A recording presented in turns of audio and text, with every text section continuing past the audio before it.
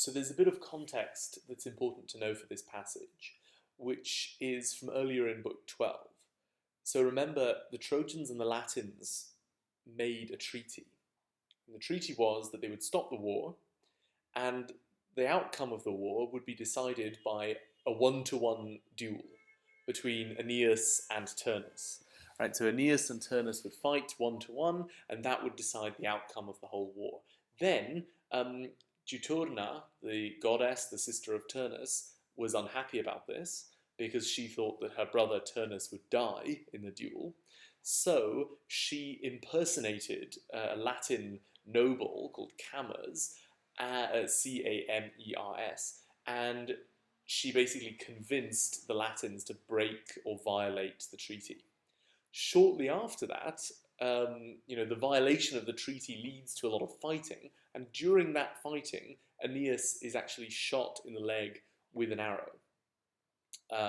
And so that's what the reference to Sagitta is in this line, in line 746. So the line starts with nec minus Aeneas. So nec minus means no less. And the point of this phrase, no less, is that we've just been hearing how Turnus has been running really fast. And we now hear no less Aeneas. In other words, Aeneas is running just as fast. That's the point. So no less Aeneas, although, at times, interdum, his knees, genua, and the knees are described as tardata, that's a PPP, which means having been slowed, and then sagita is ablative, by the arrow. It's an ablative of instrument, slowed by the arrow. So although at times his knees, and then the main verb is impediunt, hamper, so his knees hamper, they hinder, they prevent something working properly. They hamper and prevent, quae recusant, and prevent his cursum, his running. So although his knees, because he's been shot in the leg with an arrow, are sort of preventing him from running properly, nonetheless, he insequitur, he follows or pursues, and so quae means and he fervidus, fiercely. He fiercely. Now, urget is to sort of press on something, right? To be right near something. He sort of presses on. Now, literally, he presses on the foot with his foot. In other words, they're sort of really close to each other. Right? So he presses hard on the track, step for step. So literally, he presses on the foot with his foot. And then trepidi is a genitive word, and it goes with pedem. So, in other words, pedem trepidi means the foot of the fearful man, of the frightened man, which is Turnus. So Aeneas presses on the foot of the frightened man with his foot, right? So he's right there, he's right behind Turnus. And then we get this word veluti, which is the classic, or sometimes velut, which is the classic signal that we're going into a simile.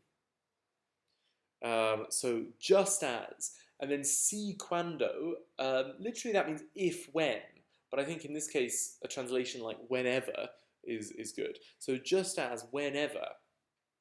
Now the subject is quite far away. The subject is in line 751, and it's venator canis. Right, so a venator canis is a hunting dog, or literally a hunter dog. Right, so a venator is a hunter, and canis is a dog, and that's the subject.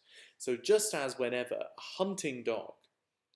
Nactus. Okay, that looks like a PPP, but it's from a deponent verb, so it has an active meaning.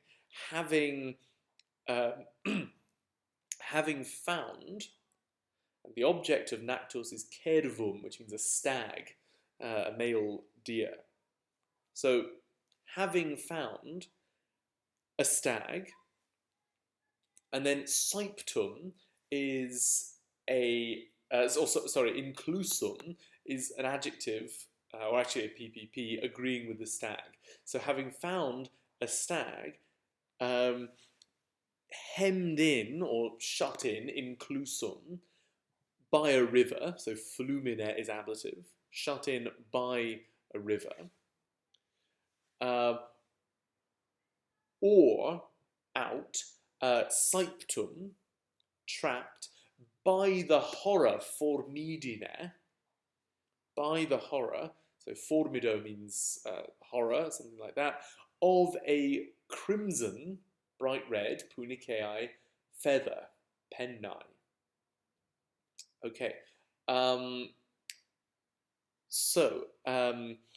and then I'll just go to the end of that part of the sentence. So our main verb is instat, pursues it,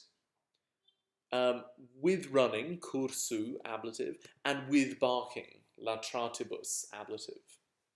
Now the reference to the feather is a bit confusing if you don't know what this is referring to. It is a very specific technical hunting reference. Specifically, this is something that hunters used to do in ancient Roman times. They would be hunting a deer, and they would try to drive the deer towards nets that would trap the deer. But the problem is, the deer might just run off in another direction. So what the hunters did was they stretched ropes along the sides of the wood, right, to stop the deer going beyond those ropes, to keep the deer in the area. But in particular, they attached feathers, right, brightly coloured feathers, some white and some bright scarlet. And those feathers would frighten the deer and so stop them from running out of the space where they are.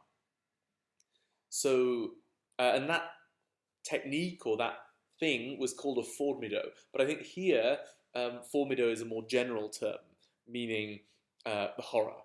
But if you're wondering what this is referring to, the horror of a scarlet feather, that is what it's referring to. It's referring to these feathers, these bright scarlet feathers that ancient Roman hunters used to keep deer from, or to stop deer from running away too far. Okay, and then we go into line 752 with ille. So ille marks a change of subject to the deer. So ille refers to the cervus, the stag. In Latin, you can make that clear, but it's not easy to make it clear in English. So in English, I would say here the stag, even though the Latin doesn't say the stag, it just says it, ille. Okay, so the stag, territus, terrified, by the snares, insidiis, and by the alta ripa, by the high bank, so that's ablative as well. And then autem here just means, you don't have to translate it, but you could say now or something. You could say now the stag, terrified by the snares, the traps, and by the high bank. And then our main verb is fugit, refugitque. So flees and flees back 1,000 ways, mille vias. So the deer flees and flees back 1,000 ways. In other words, rather like Turnus, the deer is just running around in a kind of crazy way.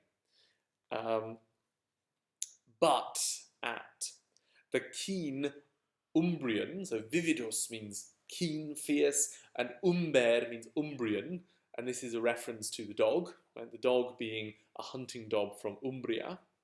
So the keen Umbrian, hyret, hangs on the trail, right? Presses on the trail, literally clings on. And then you've got a participle hians, which means literally gaping. I think, in other words, it's opening its mouth wide because it's ready to bite the stag. That's the idea. So you could say with jaws gaping, or opening wide its mouth, or something like that. And there's then a slightly difficult phrase here, yamque tenet. Literally that means now, and now it holds the deer. So, but the point is, it's not actually holding it. It's like really close to holding it. So I translated it as the dog is ever on the point of seizing him. So Latin says now and now he holds him. But the point is, in English, we might say sort of any moment now, something like that. The dog is just about to sink its teeth into the deer. So now and now he seizes it, or he seizes him. And he increpuit, he has snapped with his jaws. Malis means with his jaws. It's not to do with the word bad, malus. This is a noun, and it's ablative plural. So he snapped with his jaws. And then another difficult phrase, similis tenenti. Similis means similar, and tenenti is a dative singular of a present participle. So literally it means similar to someone holding it. So, in other words, the dog is similar to one holding the deer. In other words, he's not actually holding the deer. So you could say something like, as if actually seizing him. Something like that.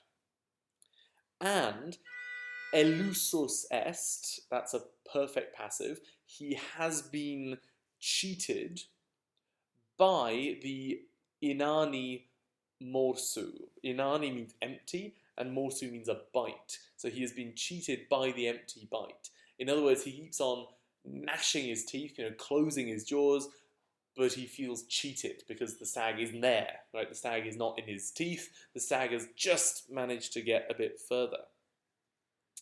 Okay, and we then go into line 756.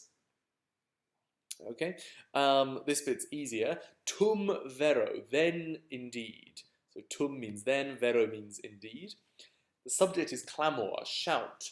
Ex oritur.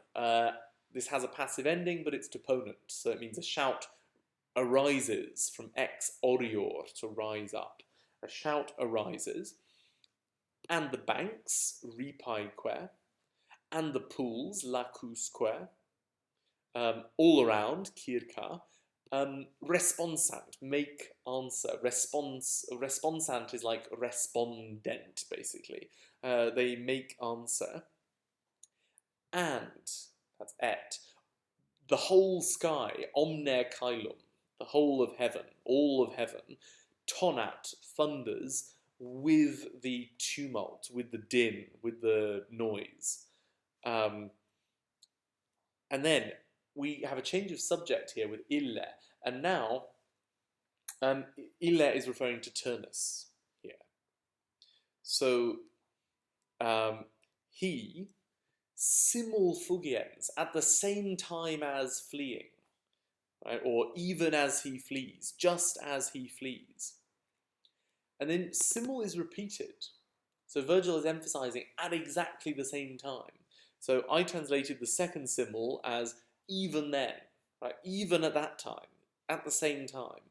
He increpat, he rebukes, he scolds, he tells off omnis rutulos, all the rutulians. Here, omnis is a poetic form. In prose, that would be omnes. So he tells off all the rutulians. He rebukes them. He scolds them.